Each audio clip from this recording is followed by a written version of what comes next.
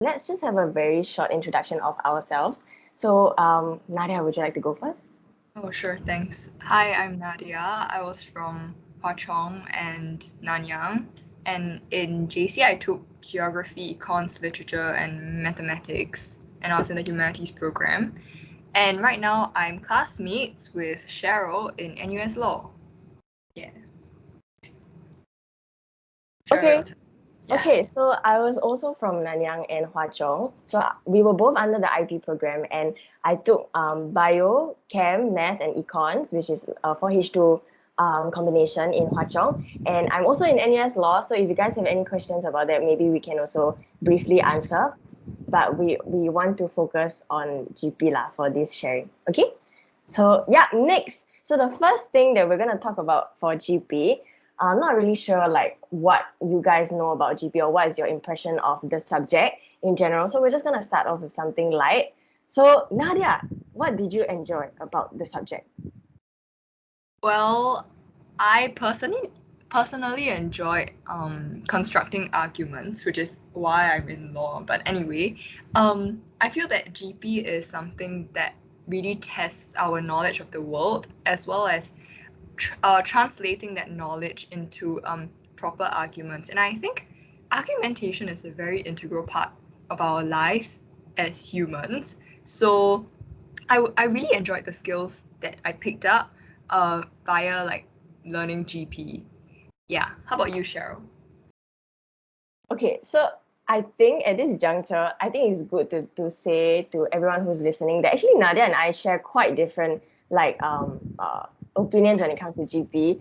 So when you're hearing our sharings, you will find that actually we have very like different opinions and they are quite contrasting, which I think is a good thing coming to this sharing because at least you have like um, a wide range of opinions that you can kind of refer to before you start JC or if you're considering going to a JC. So for me, I actually didn't like constructing arguments. It was very challenging for me because I felt that coherence was something that I struggled with a lot when I started doing GP. What I really liked, and contrary to popular belief, I really liked reading about current affairs and about the things that were happening. So quite similar to what Nadia said, it's a very general subject that really tests you anything and everything under the sun. So you really do have to know a bit of everything.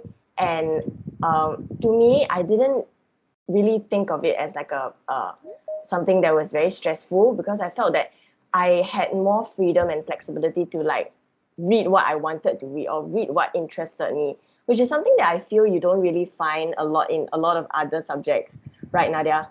Like you kind of have to read what the school tells you to read for a lot of like different subjects. But for GP, it's really up to you to read how much you want to read, what kind of topics you want to read, or the kind of stand that you want to take for different kinds of issues. So I thought it was quite fun in the process of learning what really goes on around us and try to just see where we stand as individuals, like when it comes to different issues. Yeah, Yep.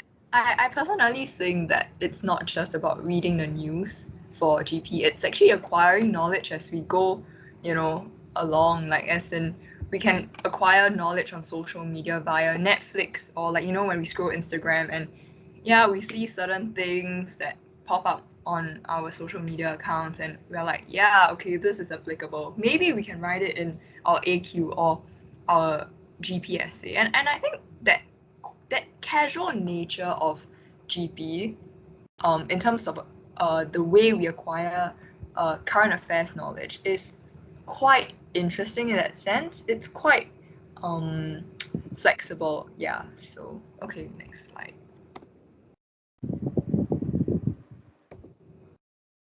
Oh, what we dislike about the subject. Yeah. Okay. I'll go first then for this Yeah. one. Yeah. Wow, actually quite a lot honestly for GP. Okay, so I think when you come to this sharing, you might be thinking that we are both very passionate about the subject, but we've had our own fair share of struggles when it comes to general paper. And I think it's a nice juncture to say that it's okay to struggle with general paper and it's very normal to struggle with general paper. If you're not struggling with general paper, I you are a different breed lah, huh? But I think even for people who eventually do very well for general paper, at the start, it's almost completely normal to have like one or two like failures here and there. And when I say failures, it's like upon 10, you only get 2 or 3 marks, that kind. So it's very normal. And I think that was one thing that I really disliked about GP, because you never really know whether you're going to do well. Because for GP, it's like a double-edged sword, right? You can have all the topics in the world to be tested, and because of that, you get a lot of flexibility to read what you want to read. But then at the same time, if what comes out during the exam is not what you prepared for, or something that you don't know anything about, then immediately you kind of find yourself in a very bad place, especially during the exam when you're like strapped for time. So what I really disliked about GP is that literally anything can come out, and sometimes it's really just a hit or miss. And I had my own fair share of like frustrations when it came to like tackling the GP exam, because you just get really nervous when the topic that comes out is really not something that you're very familiar with. So yeah, I hated that uncertainty, but that was also something that I grew to kind of adapt to, which we will touch on later, hopefully. Yeah. I actually agree with Cheryl. I remember that my year one promo essay was I got 19 out of 50 because I wrote it was a question on philosophy or something, and I took a epistemological kind of stance, which was not GP, because GP is about broad-based knowledge on your understanding of the world. But anyway, I think one thing that I disliked about GP was comprehension, so paper 2 essentially, because it's so tiring, and sometimes it's not just one passage, but sometimes it's 2 passages, and reading it is one thing, but doing the questions, doing like 10, 11 questions on that passage really is so exhausting. And sometimes, because like in terms of marking and stuff, they are like, oh yeah, like you wrote too much, so access denied or something like that. And it's really difficult to score, number one. Number two, it's just so tiring to read a passage and do close reading. Comparatively, I would say that in terms of essay writing, there's much more flexibility. And lastly, the last thing I disliked about paper 2 was the AQ, because the application question, because it was so difficult to prepare for it. And yeah, sometimes we just don't have knowledge on that particular area. Like for our year's A levels, we had a topic on apologies, and it was quite bad because there were literally no examples I could think of in terms of a party apologizing to the other party. But okay, next.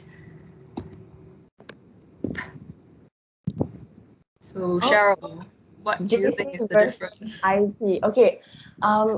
Okay, so at this point, because we are both from the IP track, so we kind of don't really have a lot to offer when it comes to O-level English versus JC. But okay, so we'll just deal with that later. But let's just talk about JC versus IP. So to all the IP kids out there, I'm not sure whether your school kind of takes a slightly different approach when it comes to teaching you English when you were in the IP school. But for me, and Nadia, actually, we were both from Nanyang. So we actually were exposed to the application question in upper sec. Is it? Yeah. Yes, right. Yeah. So we did I did quite badly for AQ throughout my 2 years in upper sec. And honestly, would I say that it has given me an advantage? I think yes, slightly, because at least I kind of know what the structure is like, or what to expect for the AQ. So if your school does expose you to AQ prior to JC, then perhaps you kind of have a slightly better edge compared to your peers.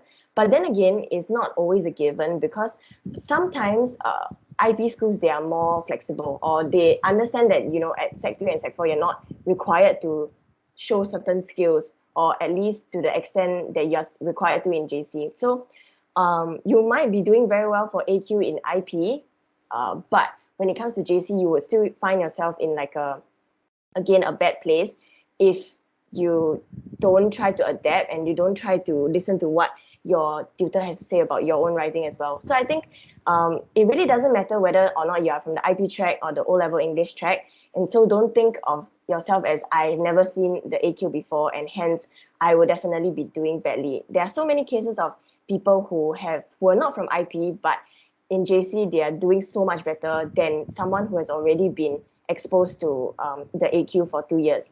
So I think in terms of just the AQ, it's really it depends on you as an individual kind of situation when we compare JC versus IP. But okay, so because I do a little bit of tuition for O-level English, so I do have some sort of understanding of what students kind of face when it comes to O-level English and then JC GP. I think the same problems that affect IP students will also affect O-level students because like when it comes to GP, right, it's so general that a lot of people get stumped at the examples part. Like they're not doing enough reading or like they don't know what examples to raise, they don't know how to structure their arguments, that kind of thing. So I think it is quite a big jump from either JC, no, from either IP or O-level English to JC, but it is definitely not unmanageable. You definitely can manage it with some time, and also you just have to keep trying in order to kind of get your own style and also to build up on your content. Yeah, so I think that's the only thing that I feel is like kind of a different thing between JC IP and O-level English. Yeah. Yeah, I think contrary to Cheryl's point on like, you know, remembering how to do AQ from secondary school, I don't when I went to JC I completely forgot how to write an AQ answer. And I had to learn from scratch. And so it was really bad. It was really bad time. I think because in IP like the teachers mark way more leniently as compared to JC teachers. Yeah, so there is absolutely no bearing. Okay, I mean to a smaller extent, I guess people who can remember how to write AQs may just do a little better than people who have no experience with it. But don't forget that, you know, JC is a whole new ball game altogether. And the standards are much higher. So really, if you're from IP, great. Just remember how to write your AQ during the holidays practice. But for those coming from O levels and may not have the necessary experience, don't worry about it because actually how I would view the AQ would be a mini GP essay. So how you structure your arguments would be similar to how you write a 50-mark GP essay. It's just that it's 10 marks and yeah, it's just tied to the passage. But I think that's one way to view it that could make your life possibly easier. Yeah. So next slide. Yeah. Okay, but I feel like at this point, I see a question on our Mentimeter, and it says, is tuition necessary for doing well in GP? Example, getting an A, because it seems like many students are having tuition for this subject.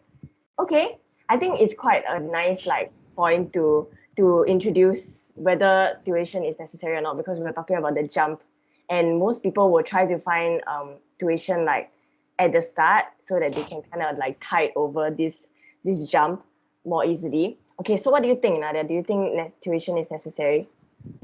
I never had GP tuition. Okay, I'm kidding. Yeah. Which probably is why I did so badly for GP throughout my 6 years, like from Nanyang to Hwa Chong. I would say that tuition is good if you want structured answers, like especially for group tuitions. Like I know there's like there are tuition classes for GP, so they provide thick stacks of examples. You go back, memorize, then during the exam you vomit out. But how I view GP is like what Cheryl said. I think our approach is really different. She's very example based, but I'm more of I like to take a stylistic approach to writing an argument. So I think that's one way to the stylistic approach is perhaps something that comes from your everyday life, reading, watching Netflix English movies about I don't know. Yeah.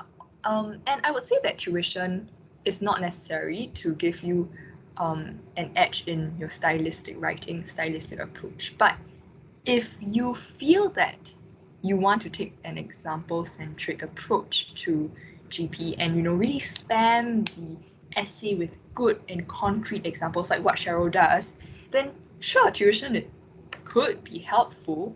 So while many students are having tuition for GP, honestly, there is no need to be so kiasu lah. You have to learn at your own pace, and because GP is a H1 subject after all, it should be a break subject, It's like you already have tuition for your 4 H2s, 3 H2s, or whatever. And having a H1 GP tuition is just going to add a lot of load onto you, and it's a lot of pressure as well. So I would say that tuition is not necessary. But Cheryl, as a tuition giver, you tutor English, right? Do you tutor GP? Yeah, I do. Yeah. I do. Would you like to promote your services or something? Oh my! I feel bad now because honestly, I have never had GP tuition. That's the thing. I've never had GP tuition myself. Neither have I ever had English tuition. But I think tuition is a very highly personalized thing. Like what Nadia said, actually, it really depends because um, I'm going to be really honest here. The stylist approach is not going to work for everybody. It's like, let's be honest, if you feel like your English is really not to that standard where you can kind of depart a little bit from the examples and really persuade people using your own writing and your own argumentation skills, I think it might not be a realistic approach to apply to everybody. So I guess that kind of approach really applies to students who have a very good foundation in argumentation, which is not the case for every student out there, and I acknowledge that. So I think tuition is really, it depends on who you are as a student and how you're feeling about the subject. And I wouldn't really recommend you getting tuition like before school starts, or like the first week of school when you start GP, then you're like, okay, I'm going to get tuition because I don't know what is going on. I feel like you need to try yourself first. You see whether, you feel like you're doing okay, or whether you feel like you're progressing. I think it's okay to really be failing at the start. You're getting 2 or 3 upon 10, or you're only borderline passing your essays. It's really fine. Many people start like that and they do very well and get an A in GP at the end of the 2 years, and it's really without tuition as well.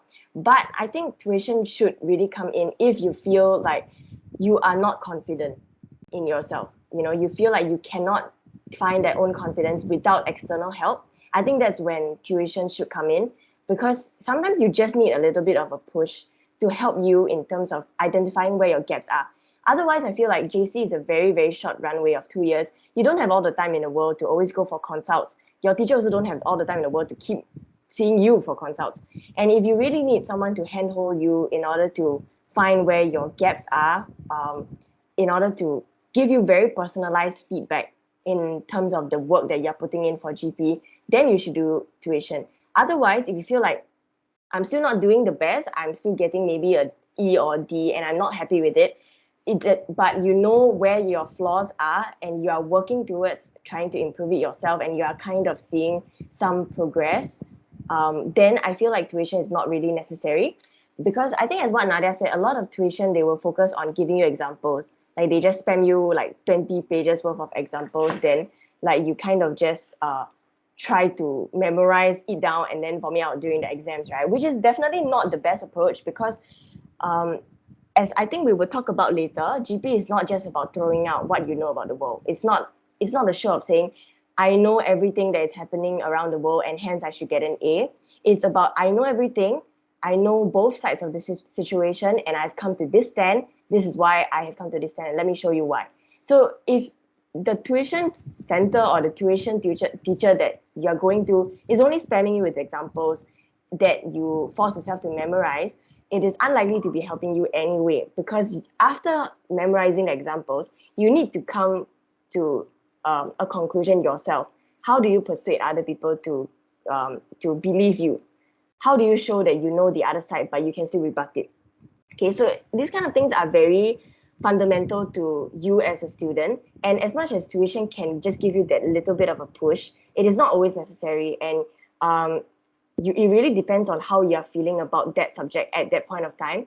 But then again, being a tuition teacher, I think tuition is really it really depends on what kind of help you're seeking. Some students, they are good at English, they just don't know, or they are not very interested in reading current affairs, and perhaps the example banks or the example spams that the tuition teacher can give can kind of help. But if you feel like you're kind of struggling with even piecing your arguments together, then you should go for help that will really help you to kind of see how you can argue instead of just spamming examples. Yeah, so I think that's really, anyway, TLDR, tuition is not necessary, but it is really up to you to decide at any one point in time whether you need tuition or not. Okay, so yeah, any other questions that we should address? Yeah, let me see. How do, yeah, I feel right. There are a few Do you address all now? Yeah, okay, I guess. I guess. Okay, so how do you improve in vocab? My English is okay, but I would like to phrase and structure my sentences better. Cheryl, do you have any tips on how you improve your vocabulary? Vocabulary. Honestly, I have to confess that my vocab is not that great. Honestly, my if you ever have a chance to read any of the essays that many people write in A levels, or even the ones that I write, I don't use a lot of bombastic vocab. It's really very layman. Sec 1, Sec 2, Sec 3 student can read one. It's really, I don't really rely on very bombastic vocabulary. So I don't personally think that vocab is a very big problem.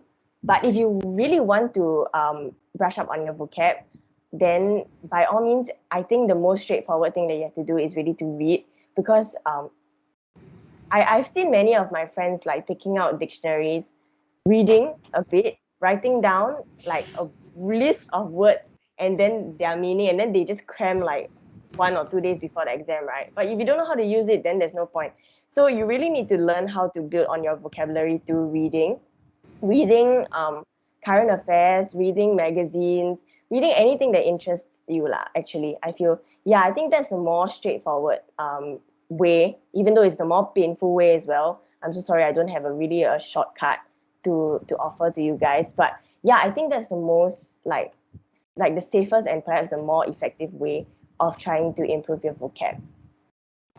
Okay, given that this question is a two-part question, given the sentence structure, okay, because this question was phrased in a sense by saying that improving your vocabulary actually helps to improve your phrase and structure your sentences better. But I beg to differ actually, because vocab and phrasing and structuring your sentences are very different things. But anyway, if y'all have a chance to read Ernest Hemingway, you would realize that Hemingway actually uses very, very simple sentence structures, and that there are not a lot of bombastic words. So, and he's a very established writer. But if you would like to improve on your vocabulary, just well, I mean, you could really just check out the thesaurus.com, for every word. Yeah, but I would say for vocabulary, y'all can actually search more general words lah. Like as in like, don't do topic specific words. If not, y'all have a lot to memorize. Y'all can just do like big things like I don't know, paradigm, that kind of thing lah. Like as in you just search very, very general terms in thesaurus.com and you just memorize those few. And the second part would be wanting to phrase and structure your sentences better. I would say that phrasing and structuring your sentences comes with a lot of practice and a lot of reading and writing over the years, because after all, English is something that cannot be crammed. So honestly, for phrasing and structuring your sentences, relax. Sometimes when you are nervous, sometimes like my grammar is off too or something. So you can watch more Netflix. And sorry, I just watched a lot of Netflix during my J2 year. And y'all can read more, chill. I think that that actually helps you get a good composure, and you all can phrase and structure your sentences. Because you said your English is okay, what? So if your English is okay, it should be fine. Yeah, doing well. Okay, next. How to do well in GP. Cheryl, have any idea? This one we will cover in our advice, right? Later yeah. later. Alright. What else? What's in GP paper 2? I know it's comprehension, but what are some examples of the paper? Wow. Okay. If you're asking about the components in GP paper 2, yeah, there's comprehension, and then there is summary, the bane of my existence, and then there is also application question. So comprehension is quite similar to what what you've been doing in secondary school. It's just a little bit more difficult. You need a little bit more inference skills. You need to pay attention to specific words more. Need to know how to use need to know how to identify like things like irony, metaphor. Okay, if this is scaring you, please stop. Okay, it's okay. Your teachers will go through them in due time, so it's fine. It's really okay. It's just like a taster kind of thing that you can look forward to or kind of anticipate. And then for the summary is also very similar to your O-level summary. Really, it's really just highlighting points, paraphrase, and then bump into the answer, right? And then you're just gonna get as many marks as you get lah. Okay, and then the last one is the most difficult one. I say difficult because it is something that most people are not very familiar with. It is the application question. So the application question is basically a question about how well you know Singapore most of the time. So it's like the author says this. How far do you agree, or do you think it's applicable to Singapore? Okay, so I'm just going to give you a very quick example. For example, let's say one of the author's arguments is saying that green spaces are good to promote social cohesion. Okay, then afterwards, the AQ will go something like, the author talks about the value of green spaces. To what extent do you think his arguments are applicable to your country? Okay, so most people will be talking about Singapore because most people's societies are Singapore, right? So it's Singapore, right? So you're going to be selecting key arguments. For example, the author stated that green spaces help to promote social cohesion or harmony. And then you can say, I agree with the writer because so green spaces allow people to come together. For example, then you can raise things like botanic gardens in Singapore, UNESCO World Heritage Site. People come to botanic gardens to jog, to exercise, to do yoga, and they kind of make new friends, socialize, so on and so forth. So you realize that these kind of examples, right, they are very minor. It's very like I think this is what I see in real life in Singapore, and hence I use it in the AQ. So this is just a very like basic example of what to expect in the AQ, but generally it's just how well you think you can apply what the author has said to the Singapore context. So of course you can also disagree. You can say that the writer says that it can promote social harmony or racial harmony or whatever harmony, but I think it's not applicable in Singapore because we are a very highly urbanized city, and not many people make use of green spaces, and even if they do, they don't really use it for the purpose of trying to promote harmony. Maybe they're just doing their own thing, or you don't really see people using green spaces to socialize and things like that. So these kind of examples, it really depends on which side you want to take. So there's no right or wrong answer. It really depends on how well you argue and what are the examples that you want to raise. So yeah, that is just a little bit more of what is inside the GP paper 2 with a very great focus on the AQ, because the other components are really everything that you have already been quite familiar with, right? Yeah. So anything else to add, Nadia? Not much. I think Cheryl covered it very well. So I think maybe we could move on and answer the other questions later. Yes. Yeah. All right. Okay. So do you still want to talk about what GP is about? What is GP? Okay, we kind of already talked about it. Okay, but let's just focus a little bit on paper 1 since we kind of talked about it paper 2, right? So paper 1 is essay. You have 12 questions out of the 12. Is it 12? It's 12, right?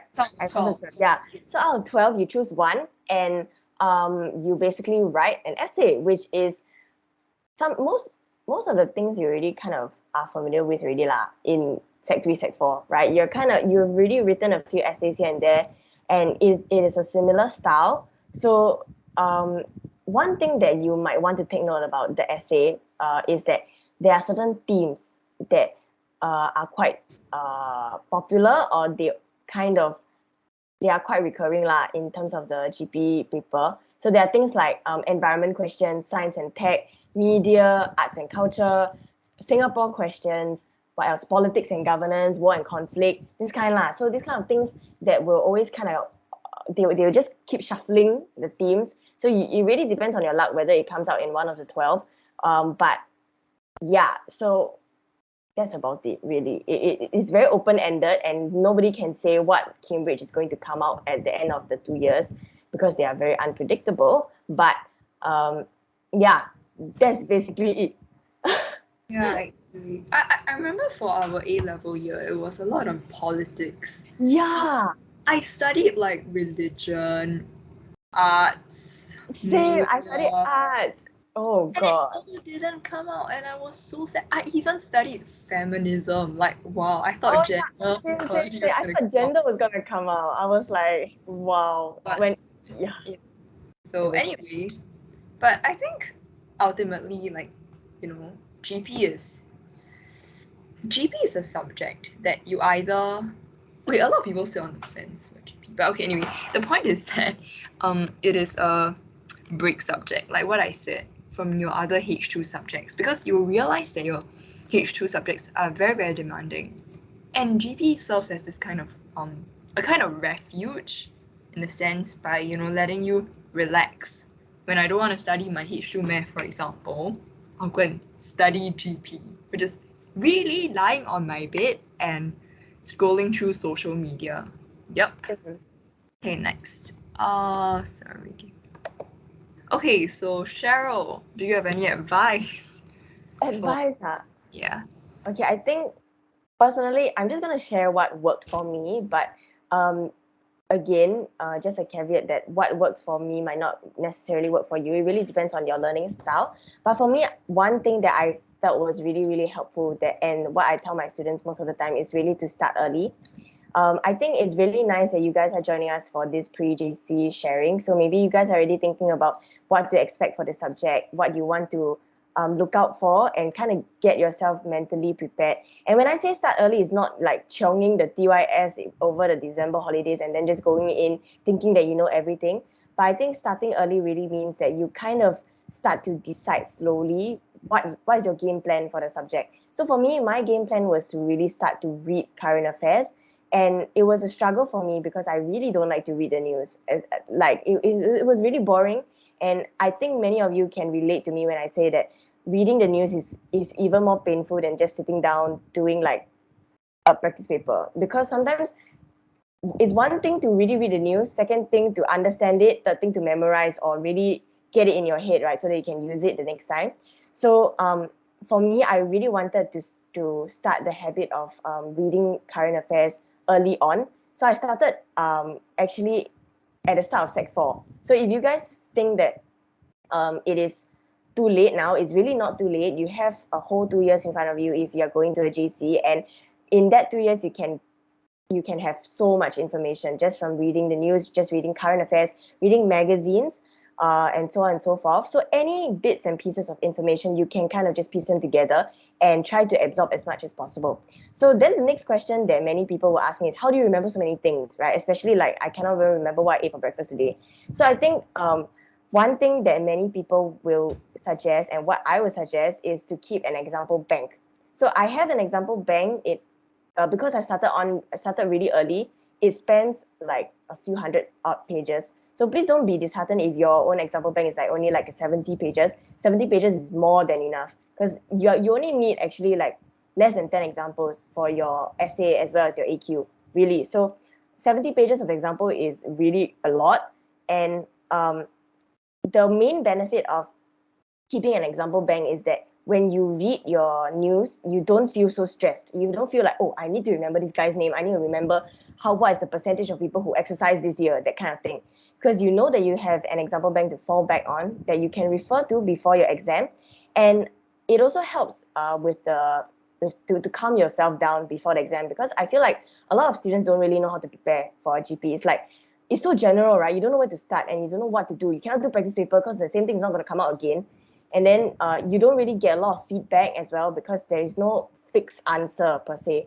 So for me, what I like to do before the exam is I just look through my example bank few weeks before, a few days before, and try to get as much information in as possible, and try to recap and tell myself that, hey, I have this kind of information. I can try to use it as much as I can in the exam, and I'm just going to see where it takes me, you know. So I think that is something that is very valuable for me. And it's like when you see your brainchild, which is your example bank, it makes you feel a little bit better, because you feel like you have kind of already prepared for the exam, and it's really just trying your luck line and see whether you can apply whatever you have learned or not. So another advice is, during the exam itself, it is very normal, very common to get a bit of a shock, because you're like, what on earth is this topic? Like what Nadia said just now, in our A levels, the topic that came out for the comprehension was apology. So the writer went on and on about how like apologizing is good or is bad, and then it's like, what is a meaningful apology, that kind of things lah. Okay, so it was very nerve-wracking to read it, because you're like, what, I don't have any examples about apologies, and who would even go and research about apologies, right? Nobody in right mind would do this kind of thing. So it's like, it's very normal to have that kind of little breakdown, but during the exam, don't ever feel like, don't ever give up on yourself during the exam and say like, I don't know anything about this topic, and hence I'm not going to write anything. I'm just going to write a few sentences and submit it.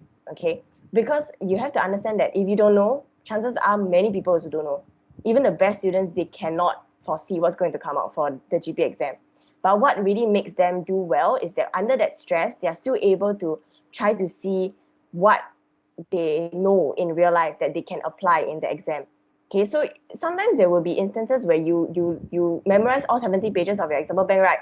You only use one example, because the rest, right, you just smoke on the spot, because this, you only remember that you know this thing from like, from I don't know where, from maybe Mothership also, and then you just write it in the exam. That's it. That's really it. So you don't have to be very caught up on um betting on things that are going to come out, or like you feel bad for yourself if what you have studied didn't come out, because it really is about how you improvise and adapt on the spot. Yeah, I think that is the main advice that I hope you guys will find useful when it comes to handling the GP paper. Yeah.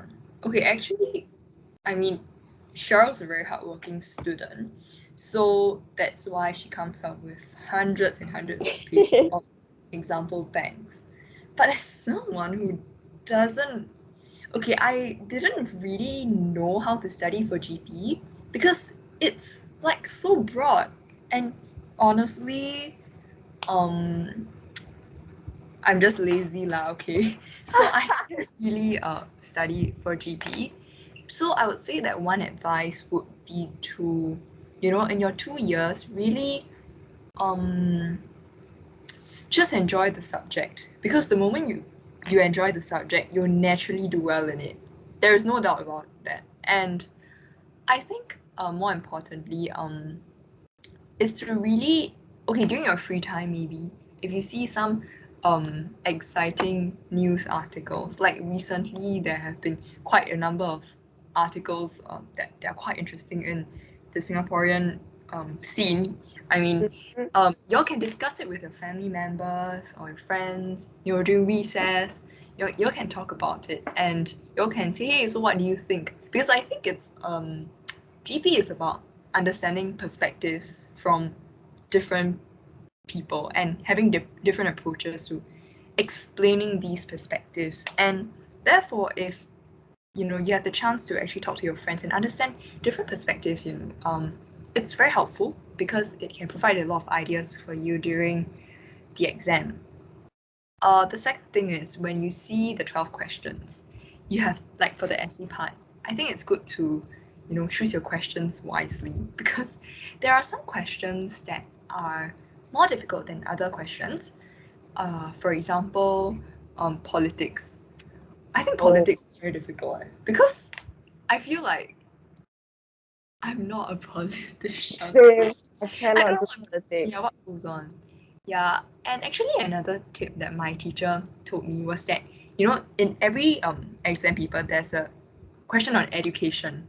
And he always tells us not to do the education question because they are teachers marking the the Yeah, and they know the education system probably better than all of us. So in terms, I mean, okay, if you are really, you really want to be a teacher next time, you've done all your research on education, then by all means. But I would say that, try to play it safe. A levels is okay, you can play it like risky like for other exams, but for A levels, play it safe. Yeah. And I think lastly, one useful thing for me was that I actually went to look at model answers from like my peers, because our school will give like those kind of model answer where all the tin. Yes. the GP bulletin. I think so you look at the essays, you see how they structure their arguments, and then you go and try on like a practice question of your choice, and you see if you can, kind of copy that structure using your own content lah. I think that's quite helpful because this kind of thing takes practice. And then before the exam, just collaborate with a few people to do some essay skeletons, because all these are quite helpful. Don't need to give too much. You don't need to spend too much time. Maybe you can even set a time limit, like maybe 15 minutes per. Mm. When you collaborate with friends, it's very easy. Yeah, and the day before the GP exam, just relax. Panicking won't help, especially in GP. Actually, in all exams lah. Yeah. So next, We should focus on Q&A because time's running out, sadly. yeah, okay. So what news media sources would you recommend, Cheryl? I hate to say that. I read our Singapore news, Straits Times, and I also read The Guardian a lot because it's free. I really like the only thing why I read like these two sources because it's free, and because I believe your school will give you free access to the premium articles in Straits Times, and I really like to read the opinion pieces of the Straits Times. Not necessarily because I agree with them, but because you really get to see how people write and how people argue, and they give you a lot of valuable examples that you probably won't see a lot in like just news headlines. And it's more interesting because you feel like you're reading a conversation with someone who's talking to you. It's not just like, oh, today there were 400 COVID cases who stopped. Like I don't really care about that. I really want to see how people think, why people think that way, and then you ask yourself whether you agree. It really kind of helps you. And The Guardian is free, also has a lot of good opinion pieces, so go and read that. And I also saw another related question on what magazines to read, what Netflix shows to watch, and what books to read. I think I can only do the magazines one. I personally read one publication called Broader Perspectives. I think it's a Singapore, it's a local kind of publication. So it seems very unpopular because not many people read it, but really it's very, very helpful because they give you a lot of alternative examples. It tells you things like what goes on in politics in Singapore, which admittedly you don't really get to see a lot of coverage on the other side in a lot of mainstream news media. And it gives you a lot of examples that are very, very special or exclusive. So it's very nice to read them, and the people who write the essays inside, their English is really, really great. So you can kind of see how they argue and whether or not you're persuaded by them. You can learn from them a lot. And another one that I think most schools will try to ask you to subscribe to is Time Magazine. Very boring, but also kind of good lah to kind of just read and get yourself started. So I think on a related note, I saw a question on how to start reading if you are someone who doesn't really read. Just gonna cover that really quickly. I think first thing you need to tell yourself is that you need to be willing to read current affairs first. You cannot just say, I need to read this so that I can do well in GP. You need to start reading because you feel like you want to um, have a better knowledge of the things around you. And with that, you need to also start understanding what you want to read as an individual. Do you like to read about prejudice, discrimination? Do you like to read about racism? Do you like to read about politics? Do you like to read about science and tech? So you should zoom in on topics that you are personally interested in first, because that will really generate a lot of interest when you're reading, instead of just reading it for the sake of reading it. And then afterwards, when you try to build that stamina in reading, and then you no longer find it such a hassle to read current affairs, then you expand to topics that maybe you don't really want to try. Like personally, I started off reading a lot of things about social issues around the world, in Singapore, and then afterwards I started dabbling with politics, which is something I really really cannot understand, especially because there's a lot of jargon related to it which I cannot understand. So it took me a while to get there, and it's really okay. It's just that when you want to start reading current affairs, read what you like first. Then you go on to the things that you don't really like a lot. Yeah. Yeah, for Netflix shows, right? Just to quickly go over, the Netflix shows are not for content, but for you to understand what a basic sentence structure is. So I watch shows like Brooklyn Nine-Nine, like I think everyone watches it. I watch Grey's Anatomy. But for me, it's not about the content. It's really about, okay, I mean, yeah, sometimes it is. But anyway, it's to learn about the sentence structure and how Americans or the Brits, like Downton Abbey, I mean, they use the sentence structure, and it really helps, because sometimes, it kind of, it helps us like during the exam. Okay, do we have to do Chinese language at JC? Nope, unless you don't, because you have to take Chinese O levels, and if you don't get past a certain grade, then you have to do Chinese H1. Yeah, just pass your Chinese lah in secondary school. Is GP essay like secondary school argumentative essays? What's the step up or differences expected in JC? Kind of covered that a little bit, yeah, but short answer, yes, it is like the argumentative essays. You have to argue for one side, you have to take a stand, and then you also have to cover the other side and say, I understand what other people are saying who are different from me, but I still think that my point stands because that kind of thing. Okay, so it's slightly different from O level, when the requirements are not so onerous, so you can kind of just get away with saying your 3 topic sentences and perhaps one counter argument, or you don't even need to do a counter argument. I'm not really sure what the syllabus is like now, but in JC you do need to show that you know both sides of the situation. I think that's the main thing that you need to do for your GP essay, no matter whether you're taking an example-based approach or a stylist approach. Like, you need to know both. Okay. What are your grades for A level? Well, sensitive. What grades to qualify you for law? I would say for SMU law, it's 82.5 RP, right? Yeah. Or 80. Is it 80 or 82? 82.5. Disclaimer, we are not the admissions board, so this was based on our year. NUS is 85 RP and above, so yeah. I mean, of course, if you are like a 90 rank pointer, then you can go to any course. But if you are wrong, you cannot go. You need to pass the interview one leh. I know. But as in, but to get the interview, you must get 85 for NUS, I think. Oh, okay, yeah. Okay. I'm not gonna share my grades here. Anyway, what else? How to do well in GP?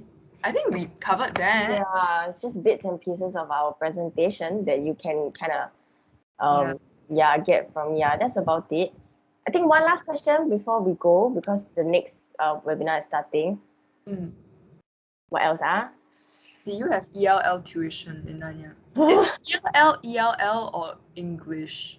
Like language arts? No, I did not have tuition. No, I didn't. Is there oral in GP? Nope. There isn't oral in GP. Yay! Yeah. Okay. Lastly, I think we can end off right with potential career paths and university courses. If you really like the pursuit of English and learning its roots, which are in Latin, you can be an English teacher, English professor. That's like really cool. One of my friends is studying English in Oxford. Yeah. Anyway, I mean, law is a very Asian parent choice in Singapore. And with GP, really, I mean, if you do well in GP, you can really get into any course, science, English, science courses, arts courses, and GP is really going to help you stand out from the rest in terms of the way you speak as well. Yeah, I think Yeah. it's really just how you think as an individual. Kind of really trains you to take a stand and have your own thoughts when it comes to issues that you face in the world. Yeah, that's about it. That's Yeah, about, yeah, all right. A reads, it really differs from school to school, but just gonna say it out there, GP is really not a very easy subject to get an A in. So you really shouldn't be too obsessed with it, getting an A for GP, even though that's obviously a goal that you want to work to if you want to. But really, it's not that common, I think, honestly speaking, compared to the other subjects, even in our school as well. yeah, Yeah. absolutely, yeah. Okay. How to do well, I mean, we have talked about it Mhm. in bits and pieces. You So know, we kind of covered also. cover, yeah, but it's just, you know how teachers always say, oh, you should read more, for GP. But sometimes when you have to do a Hail Mary for your GP because it's like the next day, I think what you do is just look at the model, the GP bulletin, and just really, try to see how to structure your arguments, because as long as you can structure your arguments, you don't need to worry about your lack of examples. Or if you have a lot of examples, you don't need to worry about how you structure your arguments. Yeah. Okay, yeah.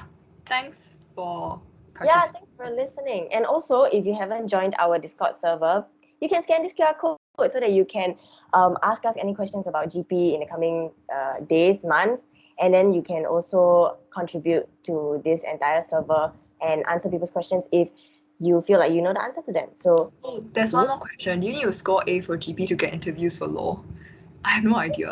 I don't think so, lah. But yeah, as in, I don't know the answer to that because we're not really much of, like, we're not very experienced when it comes to admissions. But I think generally your command of English should be good for law, like Because you have a practical written thing. test. Because in law you really cannot run away from a lot of things related to like writing, speaking as well.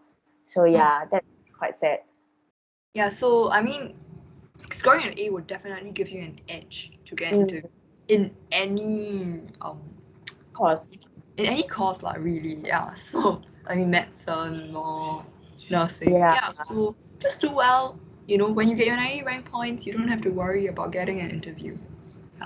It's not a must to get an IT rank point. Yes. Yeah, actually, I can get Yeah, 90 it's rank. not.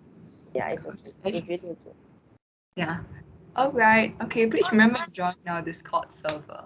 Yeah. Yes, please remember to join us. And you can also come and drop us a message on the server if you have any other questions about GP or about law school, about anything under the sun. Yeah. Thank you. Yay! Thank you so much. We hope you enjoyed our sharing and learned a lot. Yay!